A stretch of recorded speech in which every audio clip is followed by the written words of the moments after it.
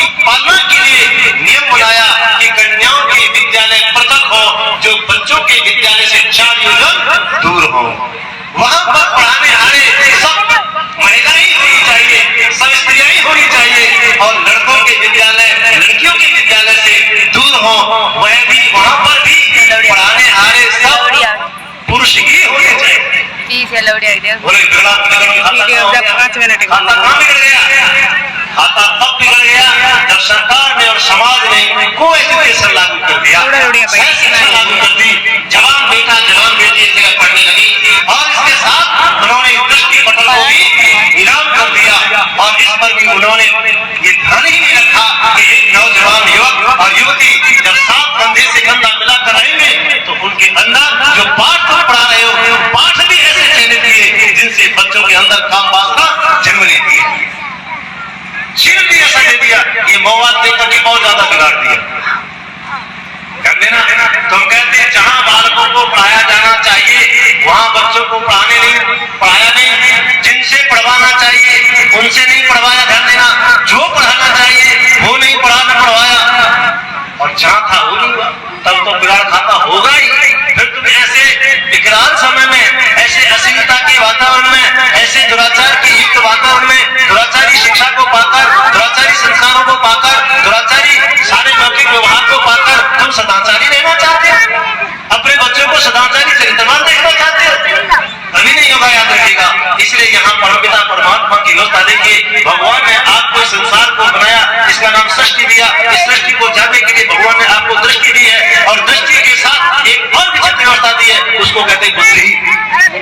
बुद्धि का समायोजन आपके साथ किया है, बुद्धि पूर्वक निर्णय लीजिएगा, क्योंकि निर्णयात्मक बुद्धि निर्णय लेने का काम बुद्धि करती है, और बुद्धि निर्णय करे। याद रखना, बुद्धि निर्णय गलत भी दे देती है और सही भी देती है, ये भी बात है। बुद्धि तो भगवान ने सबको दी है। यम वेदांत देवगणम, भगवान से बुद्धि की कामना करके जिस बुद्धि को देवगण विद्वान लोग मांगते, हे परमात्मा वही बुद्धि हमें प्रदान करो। सवेरे हमारे रामदेव जी कह रहे थे, समझे नहीं? तो हम कामना इसीलिए तो प्रार्थना करते हैं कि वो बुद्धि वो दिव्य शक्ति में मिलनी चाहिए, जैसे हम बेटी को बेटी ही समझे। क्या समझे? बहन को बहन की दृष्टि से देखे, माँ को माँ की दृष्टि से देखे, बच्चों को बच्चों की दृष्टि से देखे, उनके अंदर देखने में हमारी दृष्टि में कोई दृष्टि दोष नहीं होना।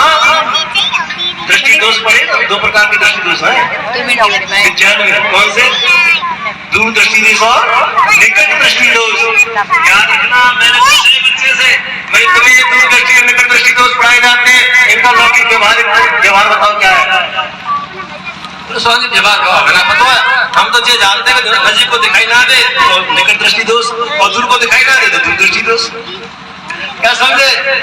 इनको लोक में लाइए। जो अपने निज संबंधी बहन बेटियों के साथ दुराचार करने में लिप्त होता है वो निकट दृष्टि दोष से पागल है। जो थोड़ी सी दूर पर अर्थात भुपेरी ममेरी बहन के साथ संबंध बनाने की चेष्टा करता है वो दूरदृष्टि दोष से पागल है। क्यों जी? ये दूरदृष्टि दोष है।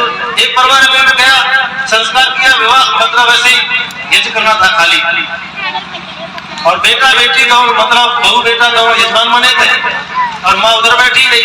मैंने कहा भाई ये जो गया तुम आपस में अभिवादन करने वाले जाओ, माता जी के पैर में नमस्ते करके आओ। अब बहू गई, अब माँ पीछे हट गई, कूद गई। मेरा चुप ना ऐसी नमस्ते बोल रही, मैंने पैर छुपाए, नमस्ते करो, क्या बात है? वो पैर ना छुपाओ, हमने बड़ा खुला लगा, कोई लड़ाई ना जी, बोलते ना सेवा ना करते, खूब सेवा करते, खूब सेवा करते, बोलते चालते। हमने तो ऐसा नाटक कहाँ देखा थे जहाँ शास्त्रों में बंधना है, ये तो लड़का बढ़िया तुम्हारा शोर भी है, लड़की बहुत अच्छी है। तब तीसरे लड़के ने बताई, जो पुराना विद्यार्थी था मेरा, बोले गुरुजी अब जाए मत पूछो तुम मुझे क्यों अच्छी रही है, पूरा छोड़ ले रही है। एक तो बताओ तो यार, कुछ पता तो लगे। बोलो जो जाति खास भतीजी है, बोलो खास भतीजी है, और भतीजी बेटी को अपने लड़के के लिए ब्याह लाई। हिंदू की बात बता रहा हूँ, मुसलमान की बात छोड़िए। तो ये कुमल ये दूरदृष्टि तो है कि नहीं? महाभारत में वैसा ही हुआ, इसीलिए महाभारत में याद रखिएगा।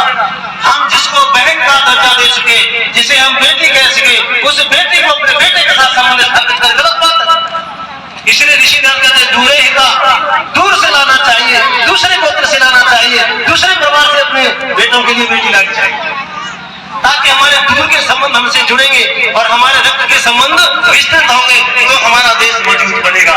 लेकिन मजबूती में यही कारण हो गया कि हमने अपने अपने में ही सीमित रहे।